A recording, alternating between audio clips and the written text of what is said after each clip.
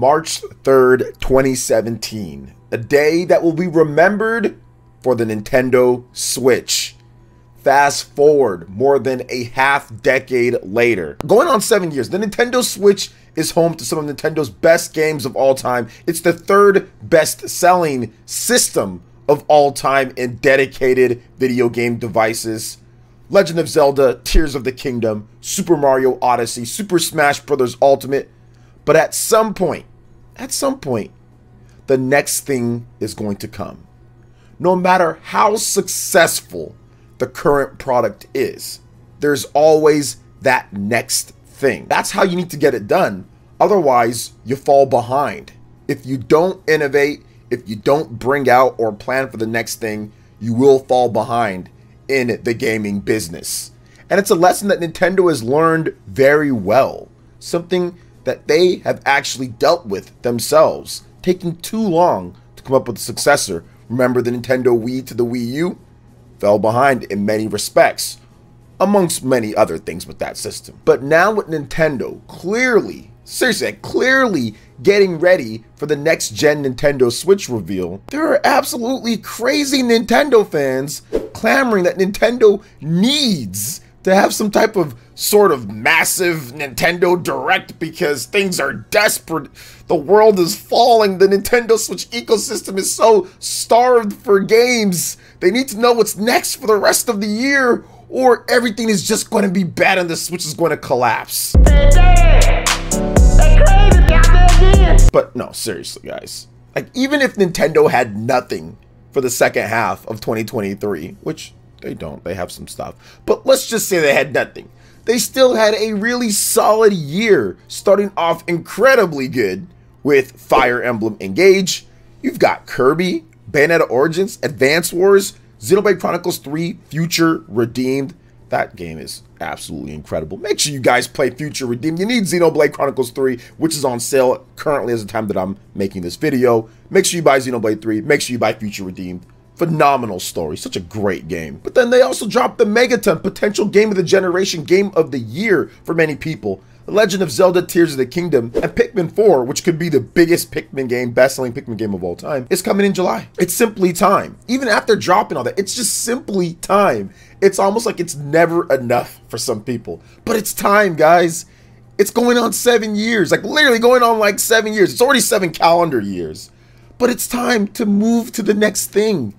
Like, that doesn't mean you have to throw away your Switch. Doesn't mean you have to bury it. Doesn't mean once the next system comes out, the Switch becomes this device that you could never use again. Heck, people still play their PS Vitas. People still play their PSPs. People still play old school games. People still play stuff that came out decades ago. People still play PS2, still play PS3. There's all sorts of stuff that people still play. But there's a time. Switch fans, there's a time. And that time is coming. Some of you guys literally were children when the Switch came out, and now adults at this point, in college or past that, or graduating college. But some of you guys, it started when you were in high school. You were like sophomores or maybe freshmen. Now you went all the way through, graduated, and finished college, and still the Switch is still here. That is a dominant product when you can say that. Like, seriously, that's good. It's not a bad thing, but it's one of those things that just naturally happens, guys.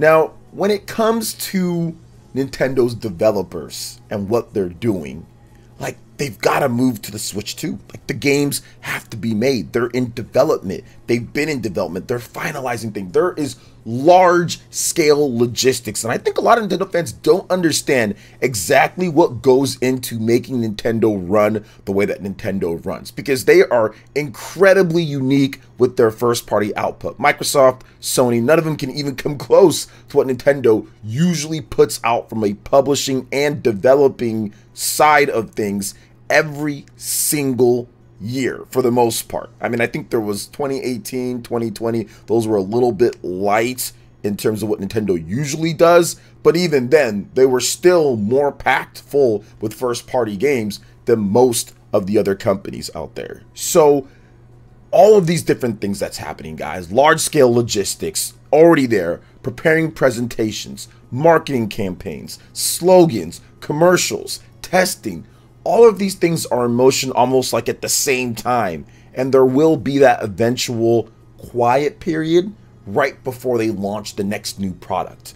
Now, to me, it looks like they're positioning the second half to be when they reveal the next new product. So they get out all of their games in that first half of the year or so, and there's some drops here and there, some products that were just kind of, you know, maybe held in the chambers, like Everybody 1-2 Switch just held for a while, and they just kind of get that out there as the system is on its way out and they're introducing the new system. But there is going to be that quiet period where, okay, they're moving over, they're going to have some new stuff for us when it comes down to it. Like I said, 7 years, nearly 7 years. It'll be 7 years next year. Okay, 7 calendar years already. Got to repeat that for some of the people in the back. There are thousands of games to play on the Nintendo Switch, like literally like almost 5,000 games. They're going on 5,000 games. Many Switch gamers have stacks of games in their backlog or on their SD cards. It's time to accept that Switch 2 is coming and enjoy the long library of games the Switch has, the literal endless amounts of hours that you can spend playing Switch titles. Like, I have so many wrapped up brand new Switch games, it's actually kind of embarrassing how many that I have, because there's just not enough time if you have a regular job or a family or other things to do. Unless you're just playing video games all the time, it would be very difficult to actually get through everything you want to play. On top, I'm a multi-platform gamer. I have PlayStation, I have Xbox, I have everything, so I play stuff on other systems too. It's impossible to get through everything and still like make a living for yourself. Like if you have to work 8 hours or 9 hours or 10 hours or more a day, like myself. So to me, it's not a problem. I'm not going crazy over directs or anything, although we're going to talk about that in just a little bit. There's some news on that, but I'm not going crazy about that, you know? But enjoy the games. Enjoy that massive Tears of the Kingdom. Enjoy the big Pikmin 4. Enjoy the big Fire Emblem Engage. Go back and check out some of the stuff that you missed. If you haven't played Fire Emblem 3 Houses or some other things, go back and enjoy those awesome games. Some of these titles didn't even sell mega amounts. Sold good, but didn't even sell mega amounts. So a lot of you guys missed them. Go back, check out Astral Chain, check out Metroid Dread, check out Xenoblade Chronicles 3, Bravely Default 2. A lot of these games that are there for people just to play that a lot of you guys skipped. Now is the perfect time to jump back into your backlog or jump back into some games that you missed over these 6-7 years or so when it comes to Nintendo Switch. But we do have some news on a possible Nintendo Direct. Now, Nate from Direct Feed Games, shout out to my man Nate the Hate, he's the homie, and he did state, which is very interesting, to not count out a June Direct in response to a question a fan posted on Twitter. My man Jeffrey Grubb, my man out there doing his thing, had a great Summer Games Fest coverage. Shout outs to Jeffrey Grubb. Make sure you guys check out his channel. He also stated that he's hearing a July Nintendo Direct or presentation of some sorts. Now, we don't know what type of show this will be, full direct, partner showcase, mini, etc., whatever, but there seems to be something coming. We don't know what it is, but something is coming, and sometime soon. I mean, we're already mid-June plus at this point, so I mean, it's getting towards July, so we'll see exactly where that fits in. Last year, Nintendo had something at the very end of the month. It was like June 28th or something like that. I know it was the very end of June. There was a partner showcase, which everybody was like, man, this is gonna suck, and then it ended up being actually pretty good. It ended up being okay when it comes down to it. So we'll see how that works out. Now, Nintendo does still need to date a few different titles. So Deca Police from Level 5, that game is going to be a big seller probably on the Switch, or at least it's going to sell the most on the Switch. So obviously, I think Nintendo's going to want to get that in front of an audience. They revealed it at the February Nintendo Direct. Also, Baten Kaitos, the 1 and 2 HD remaster. Looking forward to that. That game is from Bandai Namco and Nintendo, and there is no real release date for that game. It's just summer, so something tells me that maybe they're waiting for that actual Nintendo presentation to talk about that game. Metroid Prime 4, which I do think this could be a cross-gen game, so it's not like it's set in stone or anything like that, but that could be a cross-gen game, but we have to wait and see, get the release date for that. Also, the new Professor Layton game, Also need to see more about that one as well. That's going to be a big Switch title. And then a few more potential late-gen remasters, remakes, re-releases. Kid Icarus Uprising is one that's been rumored. That's a pretty popular one that people are saying could potentially happen. There's some big rumors. I think Jeff Grubb and other people have stated that they feel that is going to happen, or they've heard some stuff with that. Also, Paper Mario Thousand Year Door. That's also been rumored quite a bit from the GameCube as well. Obviously, Nintendo has some drops for like Game Boy Advance, NSO Online stuff that they're probably going to be doing throughout the rest of the year. So we'll see how it all works out, you know. But I'm honestly just looking forward and just interested in the next phase. I've got every bit of game hours and stuff that I wanted from the Switch. Like I played Metroid Dread recently.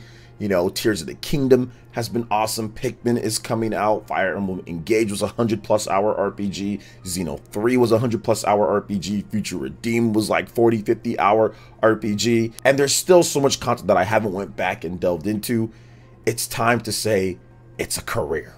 You know, sometimes like when you're one of the all-time greats, NFL or NBA or whatever the case is, Michael Jordan, you know, Jerry Rice, you know, Joe Montana, at some point after your decorated career, you just say, all right, it's time to hang it up. I had a great run, but it's not over. The story is not over, because what I do next is also going to be part of my legacy. And I think that's what the Nintendo Switch 2, the next gen, it's part of the overall continuing legacy of what Nintendo does over the years. So to me, it's not like a negative or bad thing, or it's not like a panic or thing or anything like that. It's like, yeah, it's time, guys. Like, it's literally time. So what do you guys think? Let me know in the comment section. I'd love to hear your thoughts on all this here, from Nintendo Switch 2 stuff to crazy Nintendo fans. Also, with the Nintendo Direct rumors that are popping up, let me know your thoughts in the comment section below. Thank you so much for watching. I do appreciate it. Please make sure you hit that like button, subscribe if you're someone new, click that notification bell, check out our videos right here on screen as well. I appreciate it. We'll see you for the next one. Peace.